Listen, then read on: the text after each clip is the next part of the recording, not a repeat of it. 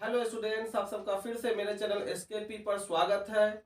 आज हम लोग क्लास 10th के फर्स्ट चैप्टर जिसका नाम है रासायनिक समीकरण एवं अभिक्रिया का दूसरा पार्ट देखेंगे। इससे पहले हम लोग एक्टिविटी देख चुके हैं। हम लोग देखेंगे रासायनिक अभिक्रिया के अभिलक्षण। तो अभिलक्षण कहते किसको है? अभिलक्षण रासायनिक अभिक्रिया के जो अभिलक्षण होते हैं वह हमें यह निर्धारित करने में मदद करते हैं कि रासायनिक अभिक्रिया हुई है अथवा नहीं हुई है। तो उसके कुछ अभिलक्षण हैं, जैसे तापमान में परिवर्तन, रंग में परिवर्तन, गैस का उत्सर्जन या गैस का निकास, अवस्था में परिवर्तन या एवं अवक्षेप का निर्माण। ऐसा नहीं है कि इसमें सारे अभिलक्षण आपको हर अभिक्रिया में देखने के लिए मिलेगा। इसमें से एक या अधिक रासायनिक अभिक्रियाओं में आपको इसमें से एक या अधिक अभिलक्षण देखने के लिए मिलेंगे। तो इनके बारे में हम बारी बारी से डिस्कस करते हैं। सबसे पहले हम लोग देखते हैं तापमान में परिवर्तन। तापमान में परिवर्तन का सबसे अच्छा उदाहरण है दहन। आप कोयला का दहन कीजिए, कोयले का दहन, अगर वायु की पर्याप्त आपूर्ति होगी तो कार्बन डाइऑक्साइड का निर्माण होगा।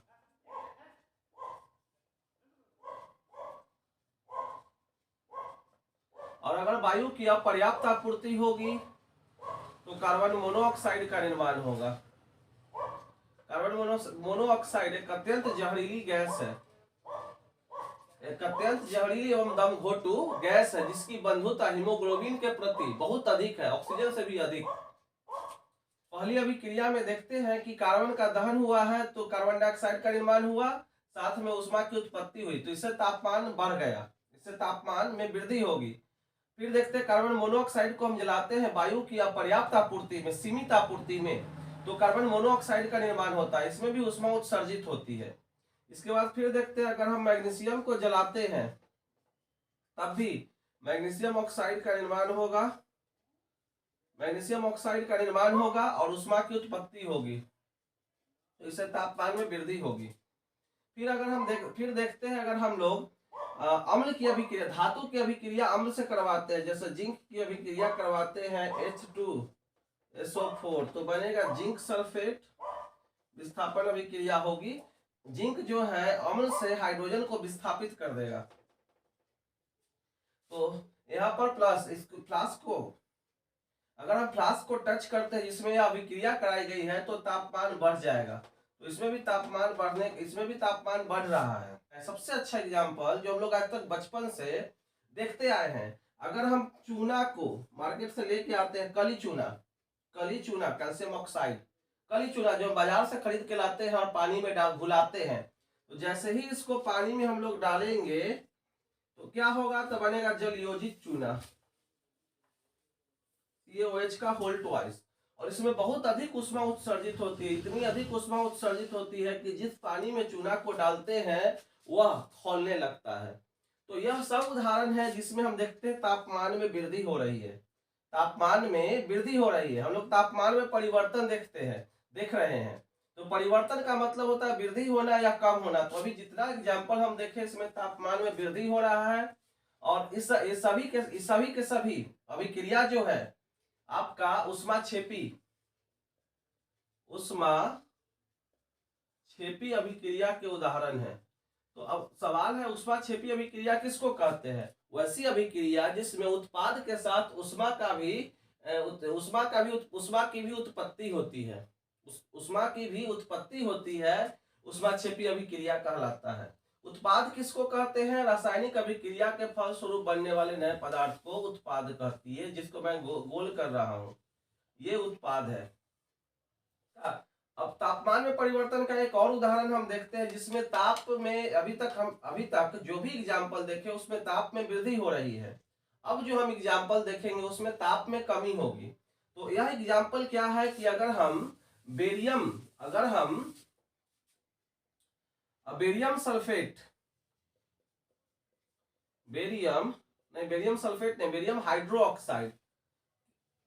हाइड्रो ऑक्साइड के विलयन में अमोनियम क्लोराइड मिलाते हैं, अमोनियम क्लोराइड मिलाते हैं।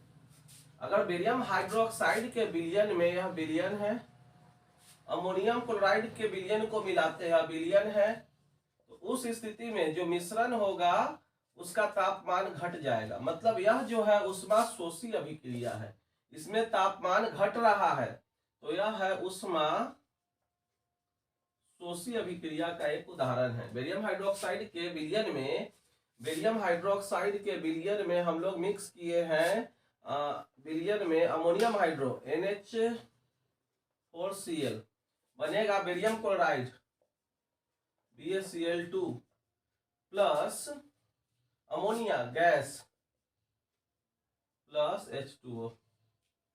यह जो है उस तापमान में कमी का उदाहरण है। तो अभी हम लोग एग्जाम्पल देखें इसका, एक और तापमान में परिवर्तन का एक और एग्जाम्पल मैं आपको बताऊं।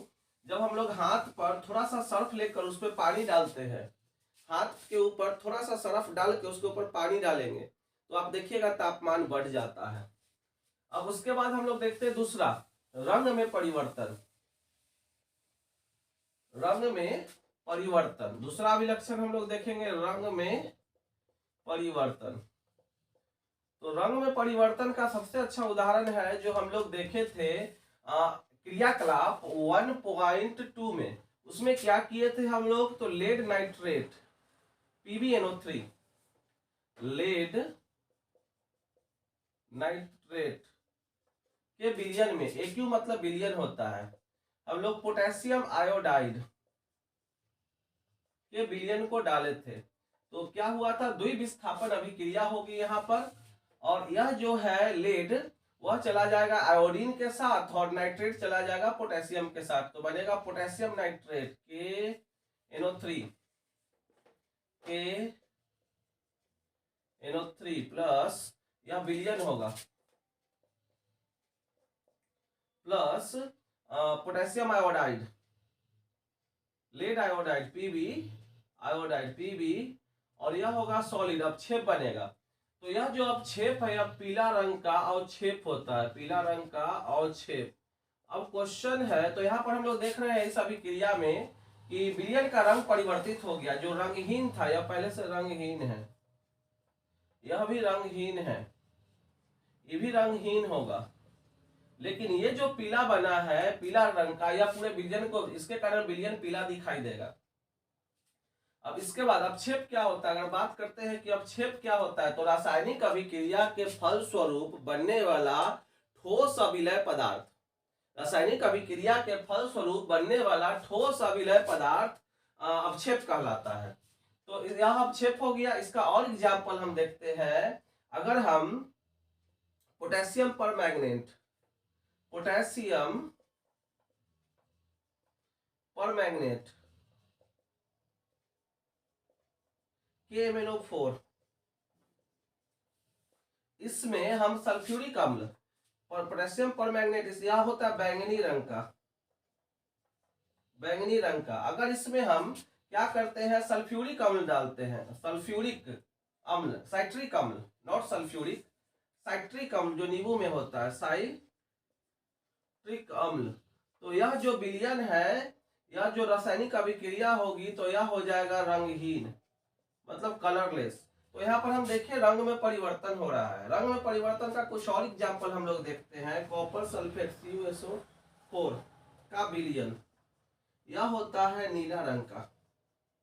इसकी अभी इसमें हम क्या करते हैं, जिंक डाल देते हैं। तो जिंक जो है कॉपर से अधिक सक्रिय धातु है। एक्टिविटी सीरीज देखेंगे आप, कालूनाथ का मंगरू, कालूनाथ का मंगरू आलू जान कर फीका सन पवाता है, कोई है जी आज आओ। तो एक्टिविटी सीरीज में जो ऊपर स्थित धातु जो है ना अधिक सक्रिय है, ऊपर स्थित जो धातु है वह नीचे स्थित धातुओं से अधिक सक्रिय है। तो यहाँ पर कॉपर से अधिक सक्रिय है जिंक, कॉपर को विस्थापित कर देगा, बनेगा जिंक सल्फेट, और यह कॉपर विस्थापित हो गया। तो यहाँ पर हम देखते हैं यह विस्थापित हो जाएगा। तो यहाँ पर हम देखते हैं कि यह हो जाएगा रंगहीन, देखिए रंग में परिवर्तन हो रहा है। फिर देखते हैं इसका एक और एग्जाम्पल हम देखते हैं, इसी कॉपर सल्फेट के विलयन में CuSO4 जो कि नीला रंग का है, यह है नीला, इसमें हम आयरन डाल देते हैं। तो जो आयरन है वह भी कॉपर से अधिक सक्रिय है, तो कॉपर को क्या करेगा, इसके विलयन से विस्थापित कर देगा, बना लेगा आयरन सल्फेट FeSO4। यह जो होगा ना हल्का हरा होगा, हल्का हरा फेड कलर का, फेड ग्रीन, और ये जो है कॉपर विस्थापित हो जाएगा। तो आप यहाँ देख सकते हैं कि रंग में परिवर्तन हुआ। ठीक वैसे ही अगर हम लेते हैं ferrous sulphate, ferrous sulphate FeSO4, इसमें रवाकरण के 7 अणु जल होते हैं।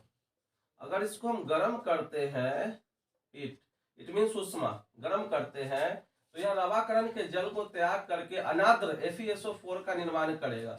तो इसका रंग बदल जाएगा, यह हरा था, रंग बदल के रंगहीन हो जाएगा, रंगहीन नहीं होगा, सफेद कलर का हो जाएगा, प्लस H2O। तो ये सब एग्जाम्पल है जिसमें हम देखते हैं कि रंग में परिवर्तन हो रहा है। तो अभी तक हम देखे रासायनिक अभिक्रिया के अभिलक्षण में, ये पहला देखे जिसमें तापमान में परिवर्तन हुआ, कुछ एग्जाम्पल जिसमें तापमान बढ़ा, कुछ एग्जाम्पल जिसमें तापमान घट गया, कुछ नहीं, एक एग्जाम्पल देखे थे। अब देखें हम लोग रंग में परिवर्तन। अभी फिर देखेंगे हम लोग गैस का निकास या गैस का उत्सर्जन। गैस का उत्सर्जन, जब भी आप जलाते हैं किसी चीज जिसमें कार्बन हो, जैसे कार्बन C+O2, कार्बन को जब हम ऑक्सीजन में जलाते हैं, मतलब कार्बन का दहन, तो कार्बन डाइऑक्साइड का गैस का निर्माण होता है, CO2 गैस का निर्माण हुआ। वैसे ही वायु की पर्याप्त आपूर्ति में अगर हम कार्बन को जलाते हैं तो बनता है कार्बन मोनोऑक्साइड, कार्बन मोनोऑक्साइड। तो यहाँ पर ये गैस बन रहा है, कार्बन डाइऑक्साइड, कार्बन मोनोऑक्साइड। और भी एग्जाम्पल है, बहुत सारा एग्जाम्पल है जिसमें गैस का निर्माण होता है। जैसे जब भी हम किसी धातु की अभिक्रिया अम्ल से कराएंगे, जब भी किसी धातु की अभिक्रिया हम अम्ल से कराएंगे, H2SO4, तो बनेगा, तनु अम्ल से कराते हैं, तनु अम्ल मतलब है कि जल की मात्रा अधिक है, अम्ल की मात्रा कम है, तो यहाँ विस्थापन अभिक्रिया होगा, जो धातु है ना अम्ल से हाइड्रोजन को विस्थापित कर देगा, FeSO4 plus hydrogen gas. Zinc की अभिक्रिया करा दीजिए,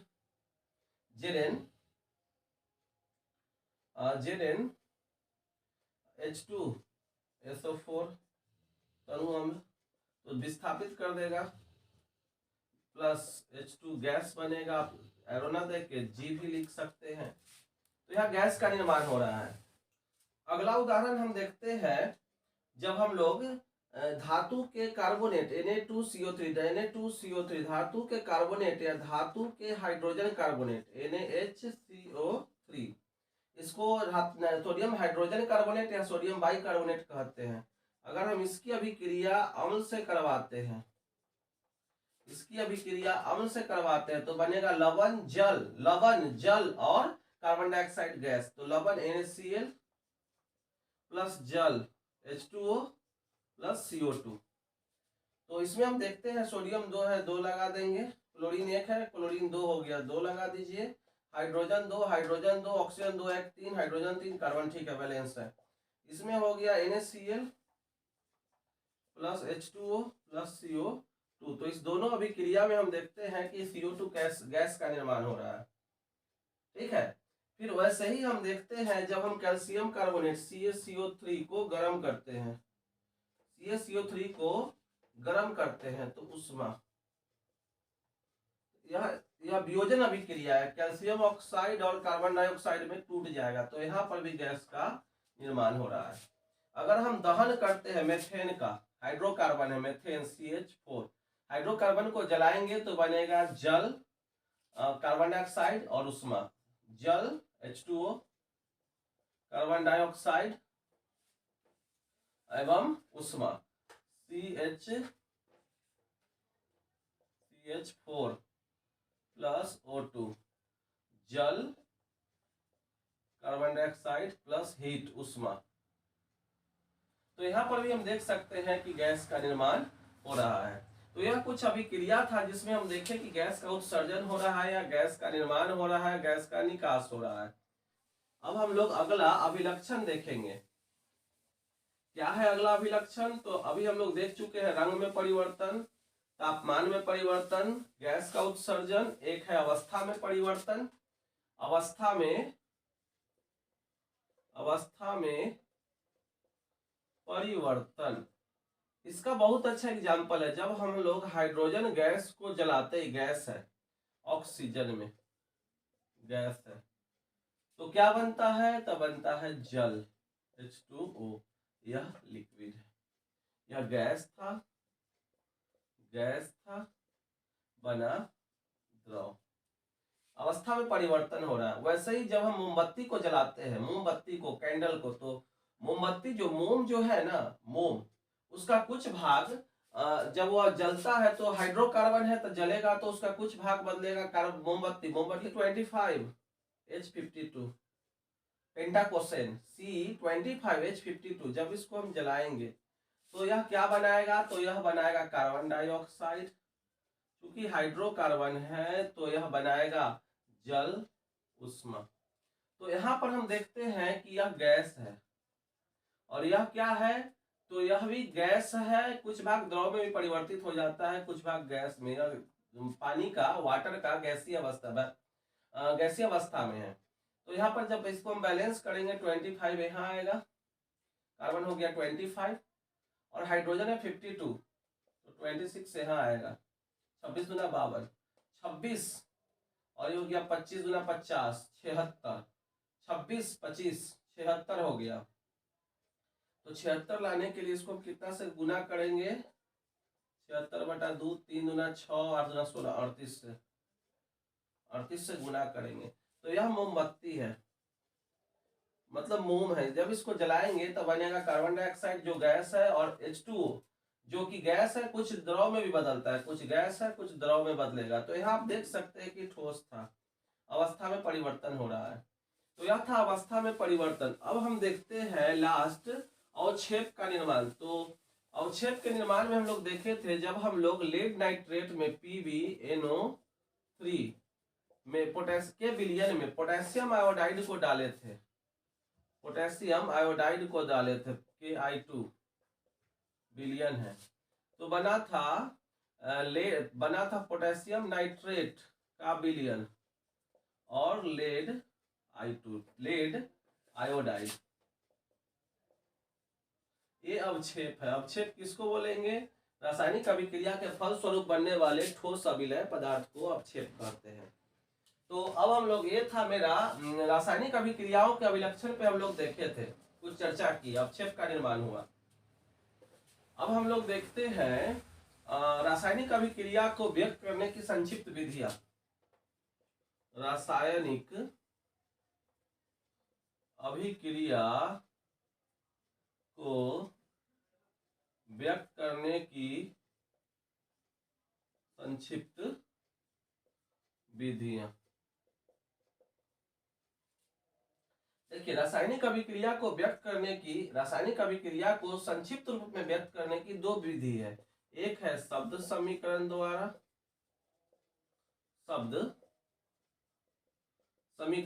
दूसरा है रासायनिक समीकरण द्वारा।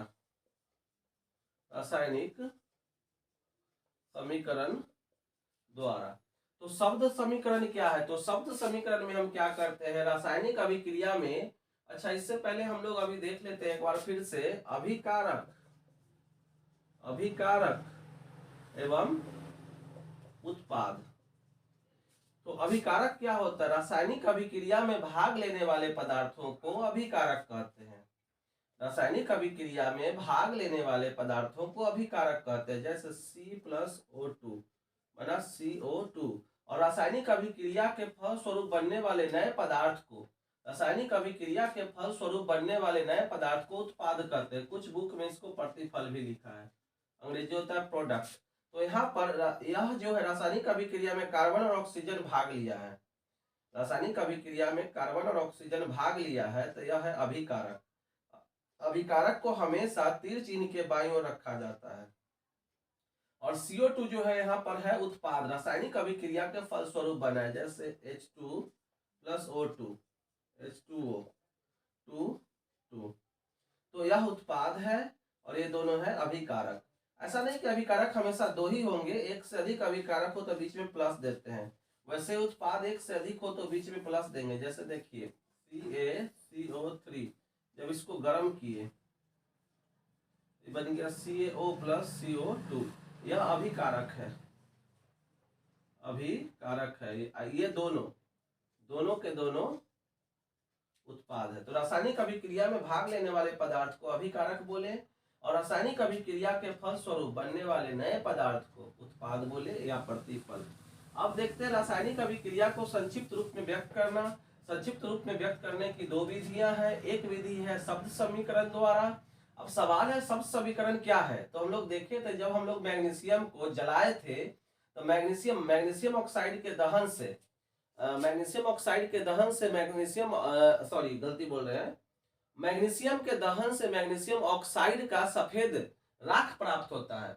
तो इतना भाषा न लिख करके हम लोग सुविधा के लिए और समय की बचत के लिए करेंगे क्या, तो रासायनिक अभिक्रिया में कौन भाग लिया, तो मैग्नीशियम, तो मैग्नीशियम लिख दिए, मैग्नीशियम। इसका हम दहन किए, मतलब ऑक्सीजन से अभिक्रिया करवाए, क्या बना, मैग्नीशियम ऑक्साइड, मैग्नीशियम। यही है आपका शब्द समीकरण। तो अब क्वेश्चन है शब्द समीकरण किसको कहते हैं। तो शब्द समीकरण रासायनिक अभिक्रिया को व्यक्त करने की एक संक्षिप्त विधि है जिसमें अभिकारकों एवं उत्पादों को उसके नाम से सूचित करते हैं, व्यक्त करते हैं। क्या बताया शब्द समीकरण, रासायनिक अभिक्रिया को व्यक्त करने की एक संक्षिप्त विधि जिसमें अभिकारकों एवं उत्पादों को उसके नाम से व्यक्त किया जाता है। एक और देखते हैं, कैल्शियम कार्बोनेट को गर्म करेंगे, कैल्शियम कार्बोनेट को गर्म करेंगे तो क्या होगा, तो बनेगा कली चूना प्लस कार्बन डाई ऑक्साइड। और रासायनिक समीकरण क्या होता है, तो इसमें अभिकारकों एवं उत्पादों को उसके संकेतों एवं सूत्रों से व्यक्त करते हैं। संकेत कब, जब वह तत्व है, सूत्र कब, जब वह यौगिक है। जैसे ही संकेत है मैग्नीशियम का, ये ऑक्सीजन का, एक्चुअली में तो यह है तात्विक अणु, तो उसका सूत्र बोल सकते हैं, तात्विक अणु है, संकेत नहीं है, यह गैस है, तो इससे अभिक्रिया कराए तो बना MgO। तो यह है हमारा रासायनिक समीकरण। इसमें क्या है, हम लोग अभिकारकों और उत्पादों को उसके संकेतों और सूत्रों से सूचित किए। रासायनिक अभिक्रिया को रासायनिक समीकरण द्वारा व्यक्त करना ज्यादा आसान है और ऑल ओवर द वर्ल्ड मान्य है, क्योंकि पूरे वर्ल्ड में तत्व का संकेत या किसी यौगिक का सूत्र समान होता है। इसका समीकरण CaCO3 उष्मा।